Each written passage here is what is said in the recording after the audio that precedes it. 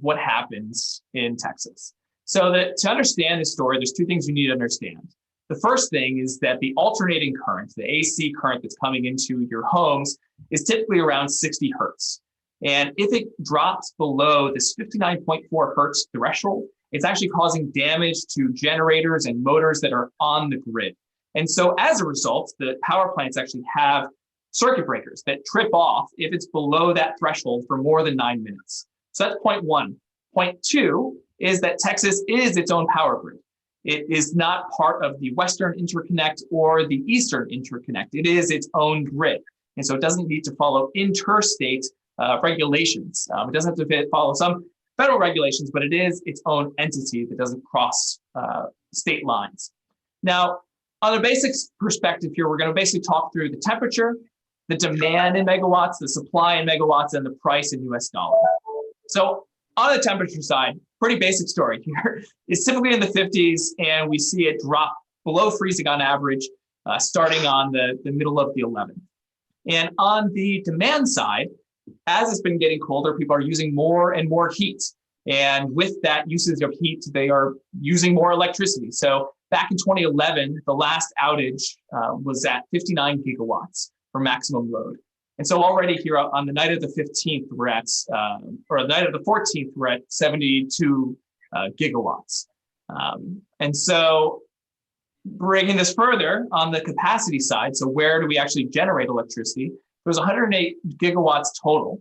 And of that total, it's broken down from contributions of gas power, so natural gas, wind power, coal, solar, and nuclear. And with that, each of these is assumed to be at 100% as of the very beginning here on February 10th. And on the evening of the 10th, we see the first decline in capacity generation. And it comes from wind mostly, where we see it drop to 61%, and a little bit of coal and natural gas, but mostly on the wind generation side. And so then if we step forward here, as things continue, we can really start to see what's going on when we look at the price. Because this is a very free market, it's one of the closest to a true free market economy. You can see in the price for what's going on with supply and demand. Because on the night of the 10th, we peak prices around $30. On the night of the 12th, we're already at $300, even though no customers have been turned off. And then on the 13th and 14th, just to give you a sense of scale, the price, and this is the settlement price for wholesale electricity, jumps way up. So I haven't adjusted the Y scale now, so you should be able to just look up at this crazy graph. And let me bring it back down to size so we can all see it. And we can see that we're at $7,000 peak prices here. Just to show that, no customers have been turned off, but clearly something is going on with these outrageous increases in prices.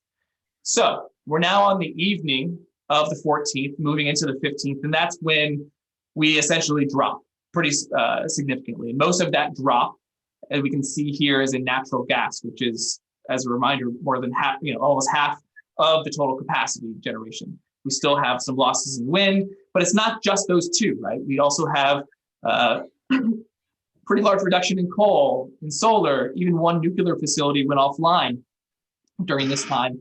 So it's all of these in combination that essentially get us to this point where we are at 67 gigawatts. Meanwhile, as a reminder, we're requesting 72, and so naturally supply can't equal demand. And so we go back to the evening of the 14th and the early morning of the 15th. It's 1:20 in the morning. And at 1:20 is when they order the first gigawatts worth of customers to be turned off. Anytime they turn off customers, that has the effect of helping keep the frequency of the current up. And anytime more power generation goes offline, the frequency will go down. And so they turn off customers, and then I think it's 20 or 30 minutes later, 3 power plants go offline. And so they turn off another gigawatts worth of customer. But the frequency continues to drop, more power plants go offline, and at 1:51 in the morning, they are officially below that axis, that line, that threshold. And so the 9-minute countdown has begun at 1:51 in the morning. So a very stressful 4 minutes, as you might imagine, go by before they order their next big turnoff of 3.5 gigawatts worth of customers. Now, as a reference point, the 2011 blackout, they turned off 4 gigawatts total for the whole time, the whole outage. And so these are not small little outage or turnoffs. They're pretty drastic here. And it was after that point that 30 seconds later, the frequency did go back up. And so they're out of that threshold. But the implications of if they were below there for more than 9 minutes, it would have meant that the whole grid would go offline, and that process of starting it back up would have taken almost a month to recover from, because the process by which you restart the power generation in line with demand is apparently not trivial, and would take time to do. So having that respect for just how important these decisions were and how necessary they were to prevent further disaster, I think is helpful context. Because even just looking at this, I feel like it doesn't do it full justice to see that this little red area, that is the 20 gigawatts of load shed total that lasted for 3 days, that caused more damage than Katrina. So $195 billion was the estimate, 70 deaths, affected 4.5 million customers. And I feel like we sort of moved on a bit, where it doesn't feel like there's much more to the story, but that's a very significant impact, and just shows how fragile our infrastructure can be, and how important electricity is to everyone, or to us. And just further illustrating, on the market side, so we can see we actually peaked at 9,000, which is the cap for settlement prices. And things came back on after 3 days and started to settle down as temperatures started to come back up as well. So there is my academic book presentation here on ERCOT, but has some industrial applications as well, and implications. So would love to get your take on this more illustrative presentation, and seeing all these different data points and how they interact together, and hearing this data story. Remarkable. The politicians have nowhere to hide. When you see the data mapped out like that, like, what's your excuse? Like, it's all right there, right?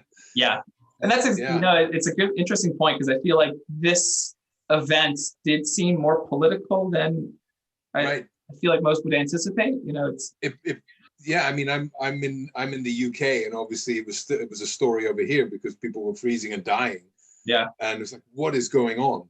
And they said, oh, it's all this green energy. Like, what kind of argument is that? And then you see it mapped out like that. There's really no, I think in the age of like relative truth, having data like this to tell story is a real anchor. It's really grounding. You know what I mean? It's especially to teach students critical thinking, and to be able to read data. I guess reading data is a difficult enough story as it is. When having this tool seems like it makes it a step easier. Interesting, very interesting. This was really interactive. I have a personal connection with this because I live in Oregon, and we went 1 week without power. We had a really strange ice storm that just tore trees down. Huge, trees everywhere, just unbelievable.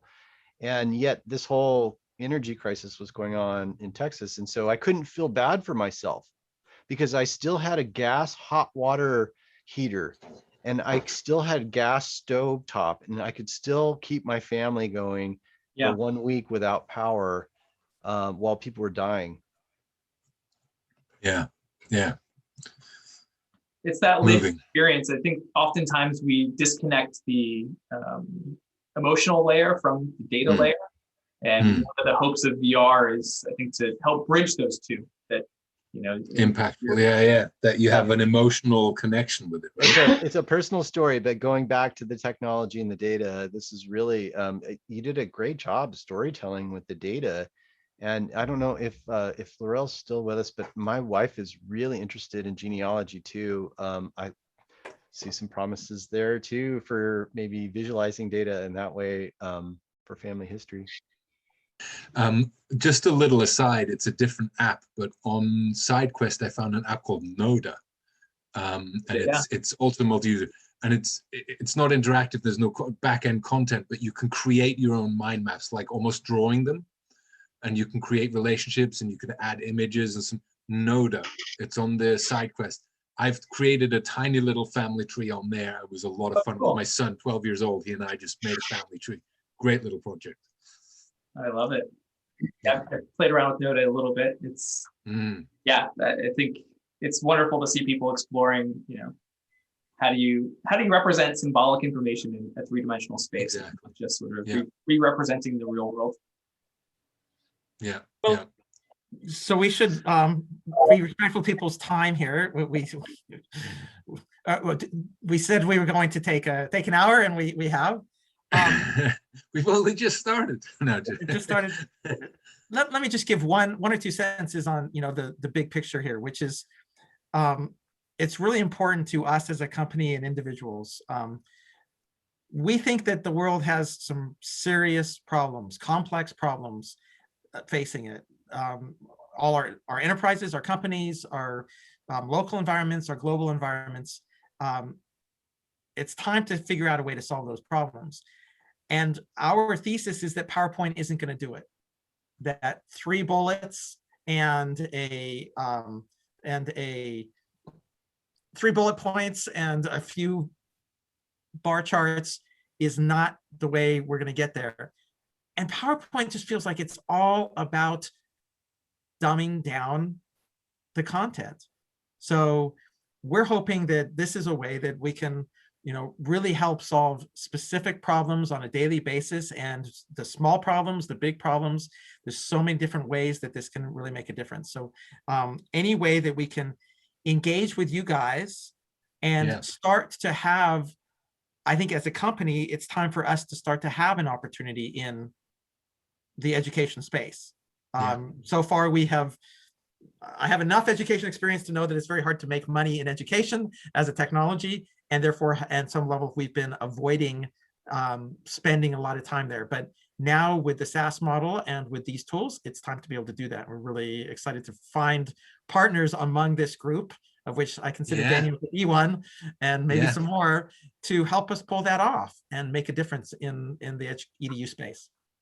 Very much want to do that. And again, I think education, while it doesn't make money directly, you train the students and the teachers up, they come into the workforce, and now they're saying, hey, to their new company, hey, check this tool out, we need this tool, right? So it's a longer term investment, I understand, but I think it's strategically a wise one.